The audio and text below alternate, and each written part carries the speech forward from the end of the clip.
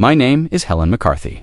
I'm 75 years old, and I live alone in a small white house with 2 bedrooms in Lakewood, a quiet neighborhood just outside Denver, Colorado. That morning, the sky was covered in thick clouds, and the wind blew lazily through the kitchen windows.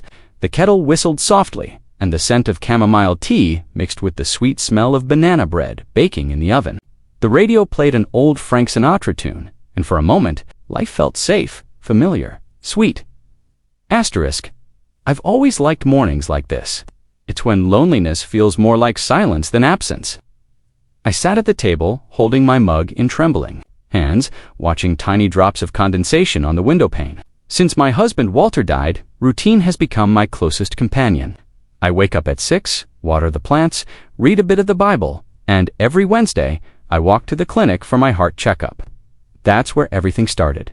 At the clinic, with him, Dr. Benjamin Taylor, 35 years old, tall, with a soft voice like velvet and caramel-colored eyes. A man who looked like he had stepped out of a dream war, one of those afternoon soap operas. I never imagined a doctor like him would look at me with such attention, let alone with kindness. But he did. He listened to every word I said as if it mattered, and when he touched my wrist to check my pulse, his fingers lingered a second longer than necessary. My old, tired heart felt like it was waking up. That particular Wednesday, I put on my blue wool coat and the mother of Euphroche my granddaughter gave me for Christmas. I wanted to look presentable, without seeming desperate. It was overcast, and the breeze stung my cheeks, but I walked to the clinic like someone heading to a date. And maybe, deep down, that's what it was. I longed for those few minutes with him more than I longed for any medicine. Good morning, Miss Helen, he said, with that smile that seemed to warm the clinic's cold room. You have a special glow today. My cheeks flushed like I was 20 again. I laughed, embarrassed, and he offered his arm as we walked into the exam room. Your heart is stable, but your soul, that seems lonely, he whispered, while listening to my chest through the stethoscope. No doctor had ever spoken to me like that. When I returned home that day, the bread had cooled and the radio had gone silent, but my chest was warm. A new flame had been lit, and I didn't yet know it was made of illusion. I started looking forward to Wednesdays like people look forward to the future. He asked about my days, about my loneliness. He said he would take care of me, that I deserved more than medicine, I deserved love. And I, foolish old woman that I am, began to believe him. My appointment, outside the clinic, just the 2 of us. I accepted, without thinking, without imagining that this small gesture was, in fact, the beginning of everything. The start of something that would change my life in ways I could never have foreseen. The coffee shop he chose was quiet, tucked into the corner of a strip mall near the clinic. It had soft lighting and old wooden tables that reminded me of my mother's dining room when I was a child. The windows were fogged from the cold outside, and inside it smelled like cinnamon and roasted beans. I felt nervous walking in, not because I was doing anything wrong, but because I hadn't felt this flutter in my chest since I was a girl. Dr. Benjamin Taylor was already there, sitting by the window, dressed casually in a sweater and jeans. He looked so different outside the sterile brightness of the Clinamore reel, more relaxed.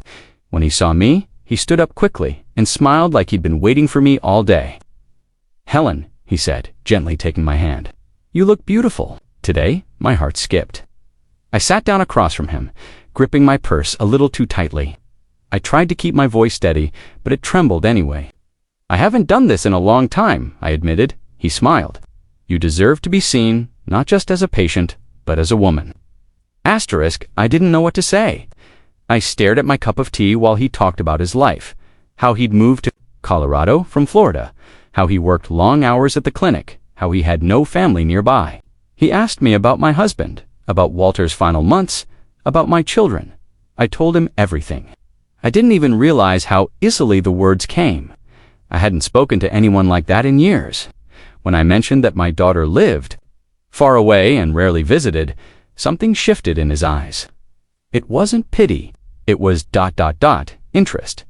Concern. He leaned in, resting his elbows on the table. You must get so lonely, he said quietly. I nodded, swallowing the lump in my throat. Most days, yes. He reached across the table and touched my hand gently, like someone comforting a child. I don't want you to feel that way anymore. Asterisk tears stung my eyes, and I blinked them back quickly. I don't know why I'm crying, because no one's really seen you in a long time, he said. That night, I replayed every moment of our coffee in my head, over and over. The way he listened, the way he looked at me, the way he made me feel like I mattered again. I knew it was foolish, and yet I couldn't help it. He made me feel alive. The next time I saw him at the clinic, something had changed. There was a warmth between us that hadn't been there before. He asked if I wanted to go for a walk after my appointment. We strolled through a small park behind the clinic. The trees were bare, the grass pale and brittle under our feet, but everything around me felt lit from within. As we walked, he told me I reminded him of his late grandmother, strong, kind, full of grace. But then he paused and looked at me, his voice softer than ever. Sometimes, I wonder if age really matters, he said, when two people understand each other. My breath caught in my throat. Was he saying what I thought he was saying? I don't know what to say, I whispered. Don't say anything, he replied. Just know that I care about you, Helen, deeply. In that moment, the cold didn't touch me. The park faded away, and all I could hear was the pounding of my heart. Asterisk. The days between our meetings began to stretch painfully. I would sit in my living room, staring at the muted television, wondering if he was thinking of me too. I'd walk to the kitchen and pour a cup of tea just to feel the steam on my face. Just to give myself something to do. My hands shook more than usual, and I told myself it was the cold, but deep down, I knew it was something else.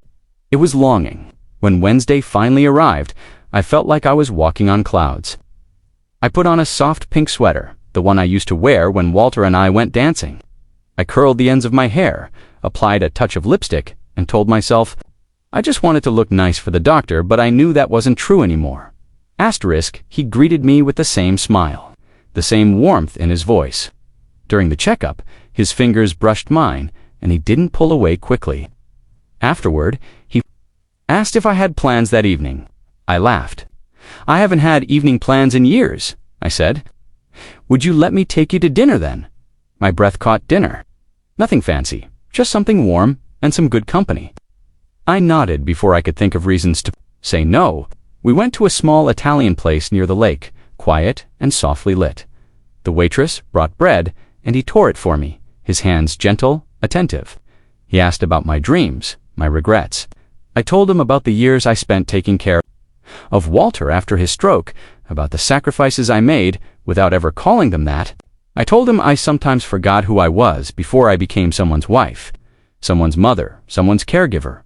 Asterisk, he listened like no one ever had. You gave so much, he said. You deserve someone to give something back.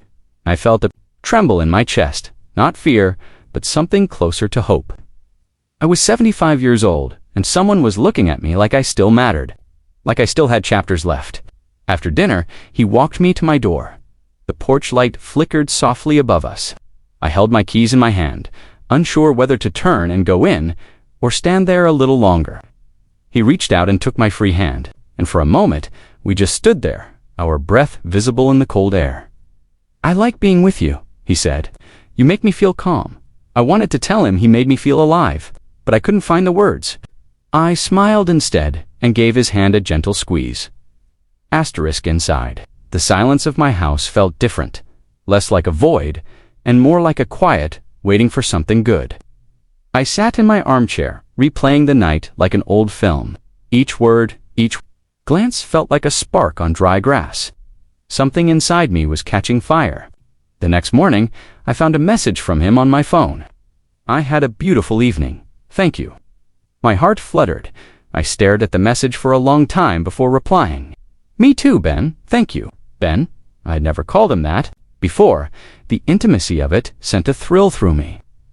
Over the next few days, we exchanged messages. Just small things at first.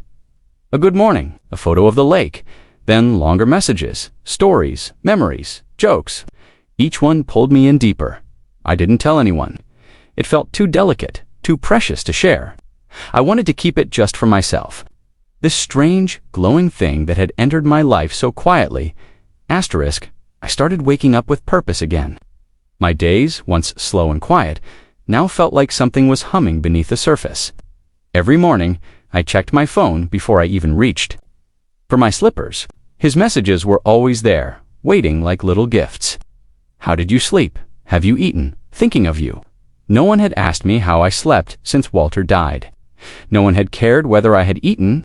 I found myself smiling at the screen, whispering his name like a secret. Ben, it felt silly. I knew that, but I didn't care.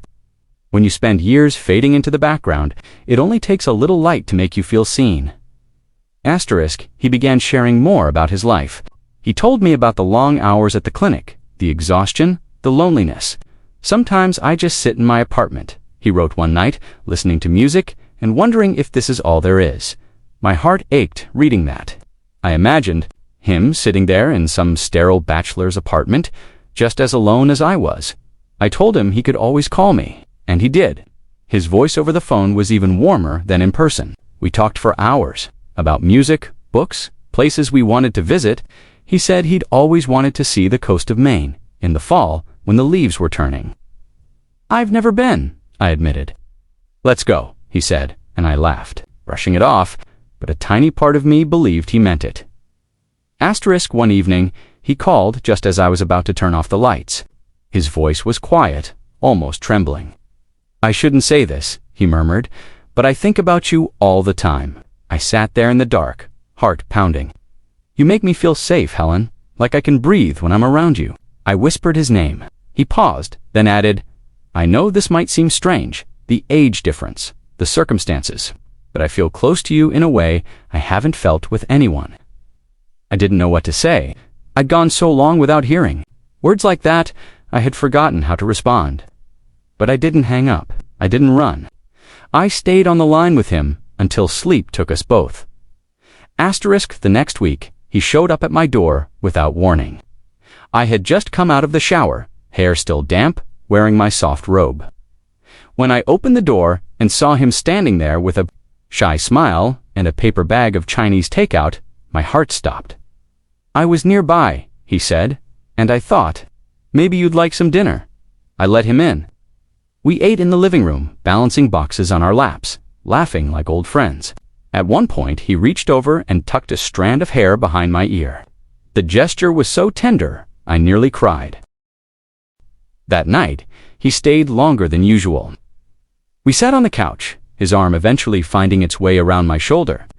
I leaned into him slowly, afraid it might all vanish if I moved too fast.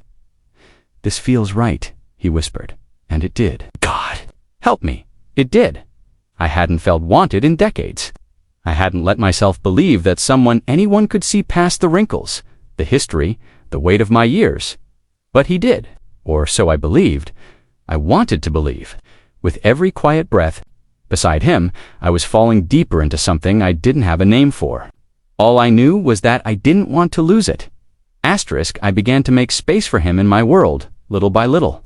I cleared out the top drawer of my nightstand, just in case he needed a place for his keys or phone when he came by. I bought an extra toothbrush. I started cooking again, real meals, not just soup and toast. He liked lasagna and anything with garlic. I didn't mind the smell lingering in the house anymore. It reminded me of laughter, of warmth. I even found myself humming as I folded laundry, an old habit from younger, happier days. Ben became the thread stitching my days together. And yet, something quiet began to shift. Asterisk, it was a Tuesday afternoon when he first mentioned the loan. We were sitting in the backyard, wrapped in blankets against the spring chill. The sky was pale, streaked with gray, and the branches above us trembled in the wind. He was quiet, too quiet, sipping coffee and staring into the distance. I asked him what was wrong. He sighed and looked at me like he was carrying the weight of the world. It's nothing, he said at first. I shouldn't bother you with this, I pressed gently. Please talk to me. Asterisk, he hesitated, then confessed in a low voice that the clinic was going through a difficult time, that some of the funding had fallen through, that the salaries of some of the staff were delayed. It's embarrassing, he said, rubbing his forehead. I've been covering some of the expenses myself, maxed out my credit cards. I didn't want to tell you because I didn't want you to think less of me. My heart ached for him. Ben, you've done so much for others. I said. You shouldn't have to go through this alone. He looked at me then, eyes shining not with pride, but with something softer, more vulnerable. That's what I love about you, Helen, he said. You see me? Asterisk, the word love hung in the air like a flame between us. I didn't say it back not yet, but it filled the space between our hands. That night, I couldn't sleep. I kept thinking about him, about the stress in his shoulders, the crack in his voice. I wanted to help. I wanted to protect him, the way I once protected my children when they were small and scared. The next day, I asked him if there was anything I could do. He shook his head. I couldn't ask you for that. You've already given me so much. But the door had been cracked open. And now the thought sat there in my mind like a candle, left burning. Asterisk, he didn't mention it again for days. Our conversations went back to normal. We went for walks, watched movies at my house, sat by the fireplace, and talked until midnight. But every so often, I caught that faraway look in his eyes. The worry never truly left. One evening, while we were curled up under the blanket, he looked at me and said, "If I ever disappear, it won't be because I stopped caring. It'll be because I couldn't fix what's broken." I held his face in my hands. "You're not alone," I said. "Not anymore." Asterisk, when he left that night, I stood by the window long after his car was gone. I stared into the dark street, heart heavy with something I didn't yet understand. I didn't know it then, but that was the moment the trap was set, not with a demand or a lie, but with love, or something that felt close enough to it that I let my guard fall completely. Asterisk, I kept thinking about what he said that night about disappearing, about not being able to fix what was broken. It haunted me. I walked through my house touching furniture like I needed to remind myself what was real. The silence between his visits started to stretch again, and I felt it like a crack forming across glass. I told myself not to panic. He had a life, responsibilities. But deep down, something in me began to tremble. I called him one evening just to hear his voice. He picked up after a few rings, his tone warm but tired. "I miss you," I said, surprising even myself. He exhaled like those words meant something heavy to him. "I miss you too," he said, "every day." Asterisk, we talked for nearly an hour, but there was a strain beneath his voice I couldn't ignore. When I asked if he was okay, he paused for a long time. "I don't want to scare you," he finally said, "but the truth is, I might lose everything. I've been covering payroll out of my savings, taking out personal loans. The bank's starting to pressure me. I can't sleep. I feel like I'm failing everyone." His voice cracked and my chest tightened. "Ben," I said gently, "you're not alone in this." He didn't respond right away, but when he did, it was in a whisper. I wish I could believe that. Asterisk, I didn't sleep that night. I sat in the living room with the lamp on, thinking about everything. The life I'd built, the money Walter had left me, the house we had made into a home. It had always felt like enough. I'd never been one for extravagance. I'd saved carefully, lived simply. What was the point of all that now, if not to help someone I loved, or someone I thought I loved? The next morning, I called the bank. I asked about transferring some funds. I didn't say why. I didn't have to. They told me how to do it. It was easy. Too easy. Asterisk, that evening, I invited Ben over for dinner. I made roast chicken, mashed potatoes, green beans with almonds, the kind of meal that made the whole house smell like memory. He looked exhausted when he arrived. I poured him a glass of wine and waited until after we'd eaten to speak. "Want to help?" I said quietly. He looked at me, confused. "Help? With the clinic? With whatever's happening?" He set down his glass. "Helen, no. I can't accept that. I won't." But his eyes told a different story. They were filled with tears. "You're the only good thing in my life right now," he said. "I can't let you carry my burdens. Asterisk, you're not letting me." I said, "I'm offering because I care about you, and because no one should face this kind of fear alone." He reached for my hand and held it against his chest. "You have no idea what this means to me." I smiled, and for the first time in years, I felt powerful, needed, useful. I told him I would transfer the money the next morning. I didn't tell him how much, yet I wanted it to be a surprise. Something generous, something that said, "I trust you, I believe in you." He stayed late that night, held me while we watched an old movie, kissed my forehead before he left. I stood in the doorway long after he was gone, the night air cool against my face.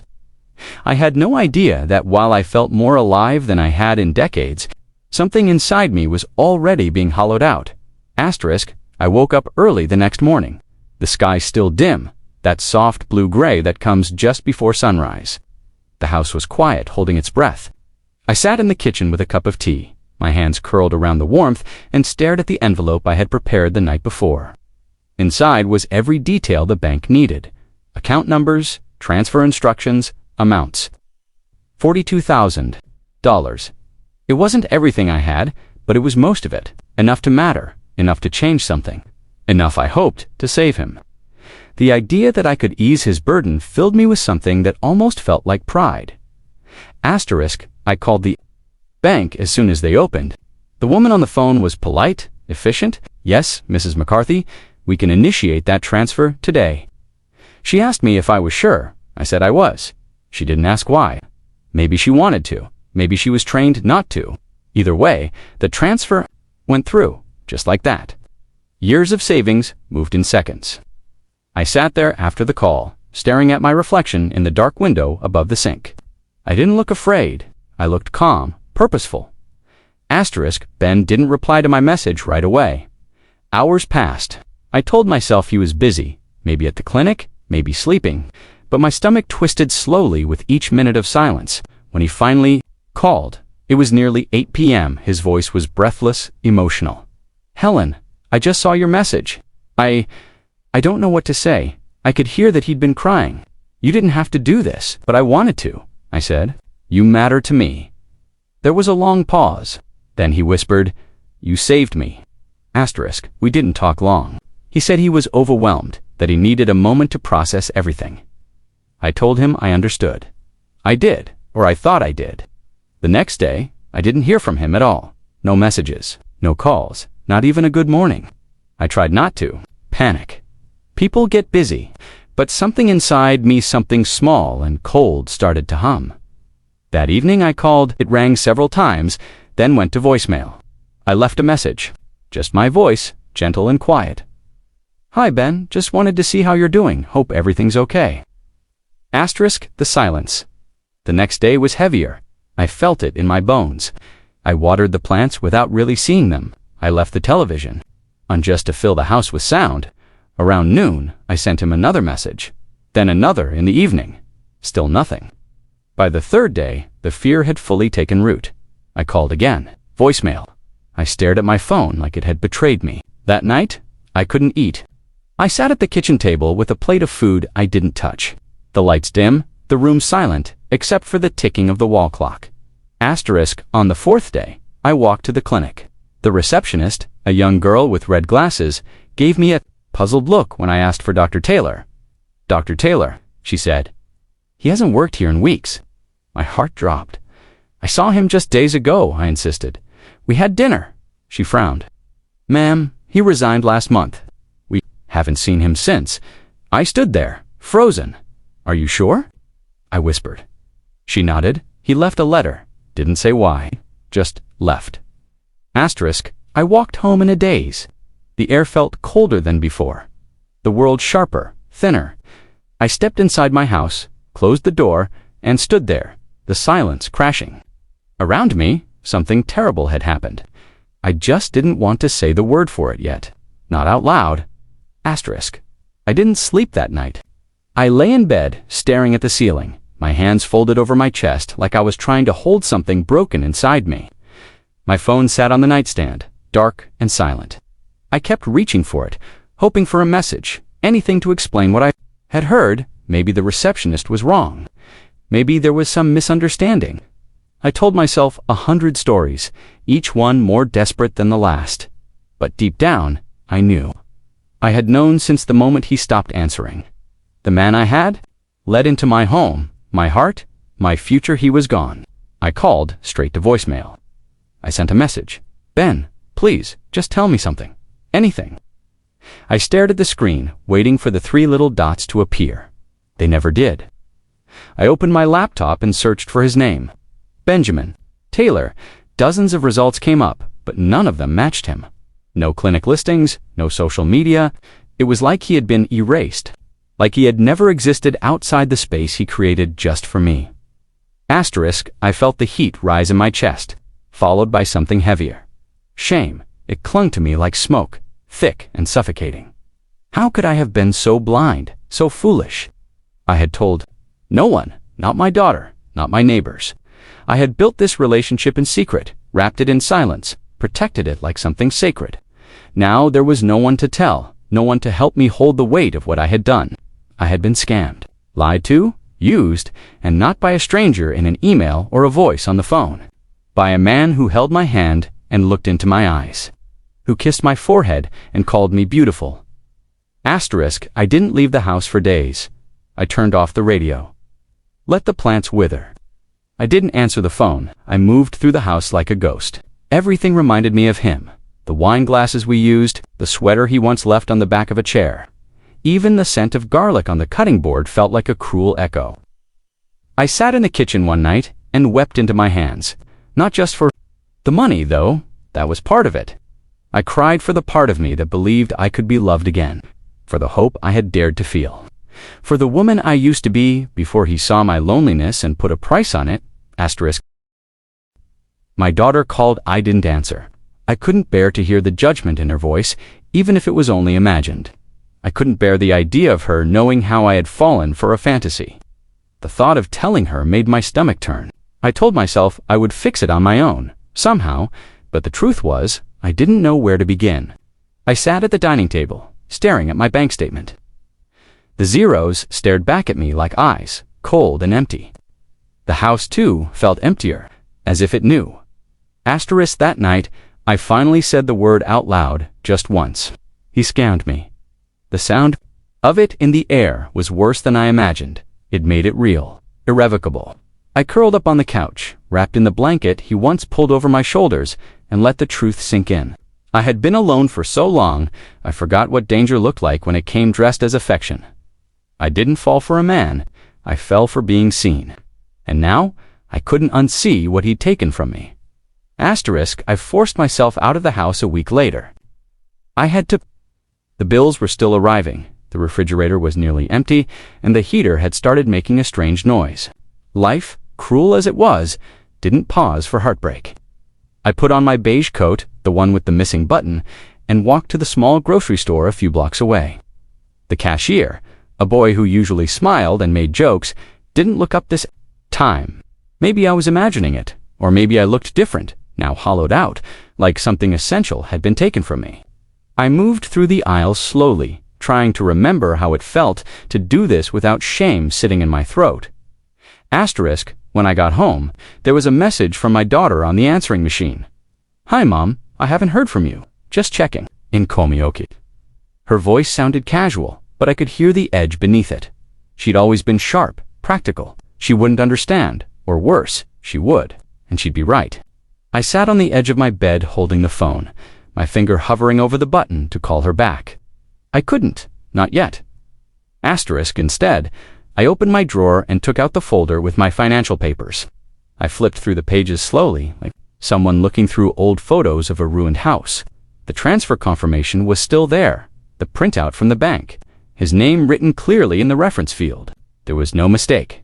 I had done this with my own hands, with my own heart. The realization burned. Not just because of what I'd lost, but because of what it meant. I had believed in something. I had trusted. And now, that part of me was gone. Tried calling the clinic again, just to hear someone say his name, to prove he had existed. But the receptionist didn't recognize my voice this time. She sounded impatient. "Ma'am, I told you. Dr. Taylor doesn't work here anymore." I hung up before she could say anything else. I walked to the sink and splashed cold water on my face. I looked in the mirror and barely recognized the woman staring back. Her eyes were darker, her mouth drawn tighter. I wanted to scream, but I couldn't even raise my voice. The shame was too thick. Asterisk, that afternoon, a neighbor knocked on the door. Mrs. Linwood. She was holding a plate of cookies and smiling politely. "Haven't seen you in a while," she said. "Everything all right?" I hesitated. My instinct was to lie, to smile and say I'd been under the weather. But the truth pressed against my chest like a tide. "I was scammed," I said. "The Words fell out before I could stop them. Her smile faded. "Oh, Helen," she whispered. She stepped forward and took my hand. "I'm so sorry." It was the first time someone looked at me with compassion instead of judgment. I almost cried, but I held it in. We sat on the porch for a while, sipping tea she made in her thermos. She didn't ask for details. She didn't need to. She just sat with me, and somehow that helped more than I expected. That night, I finally called my daughter. She picked up on the first ring. "Mom," I paused. My voice shook. "I need to tell you something." There was a silence on the line. Then, "Whatever it is, we'll face it together." And just like that, the crack inside me let in a sliver of light. It wasn't healing, not yet, but it was something. It's been 3 months since the last time I heard his voice. Sometimes, I still expect a message to appear, a knock on the door, a familiar figure turning the corner of my street. But I know better now. I've stopped asking why. There's no answer that would make it hurt less. Some mornings I sit by the kitchen window with a blanket over my shoulders, staring at the same tree I once watched sway in the wind while waiting. For him, it moves the same way. The world hasn't changed, but I have. I spoke to my daughter. I told her everything. There were tears and anger, but not the kind I feared. She wasn't cruel. She didn't say I was stupid. She said she was scared, that she didn't know I had been so alone, that she wished she had seen the signs. I told her it wasn't her fault. She offered to help me file a report, contact the bank, the police, anyone. But I told her no. I didn't want to see his name again in documents. I didn't want to relive every message, every look, every lie. He's gone, I said. What he took from me, no one can give back. I still have the house. Barely. I had to rearrange a few things, cancel some plans I'd made for the future.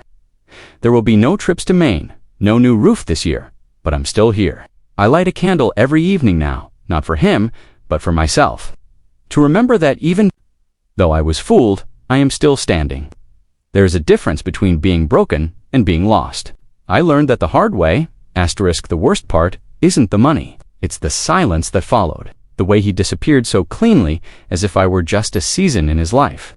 Something to be used and forgotten. That silence lives in the walls now. I hear it when I wash the dishes, when I fold my clothes, when I lie in bed and remember how he held me like I was something fragile and precious. I don't know what was real anymore. Did he ever feel anything? Was it all rehearsed? The hardest thing is not knowing. But I've stopped needing the answer. My neighbor, Mrs. Linwood, comes by more often now. We sit on the porch and talk about simple things, the weather, the price of eggs, the little aches that come with age. She never asks about him. She just sits with me. My daughter calls every weekend. Sometimes we talk for hours. Sometimes we just share silence. It's enough. I'm learning how to rebuild without pretending it never happened. I won't lie to myself. I was in love, or something close enough to it that it felt holy. And he stole that from me. One night, I found one of his old messages buried deep in my phone. I read it slowly, my thumb hovering over the screen. For a moment, I almost replied, not with anger, not with hope, just a whisper of who I used to be. Instead, I deleted it. It was the smallest of acts, but it felt like cutting the final thread. The ghost of him still lingers. Sometimes, in a song, in the scent of garlic, but he doesn't own those things anymore. I do if I've learned anything, it's this. Loneliness can be dangerous when dressed as romance. But I'm not ashamed anymore. I was vulnerable. I was human. And even now, I believe that real love is still out there. But next time, I'll hold it closer, slower, and I won't ignore the silence when it begins to speak.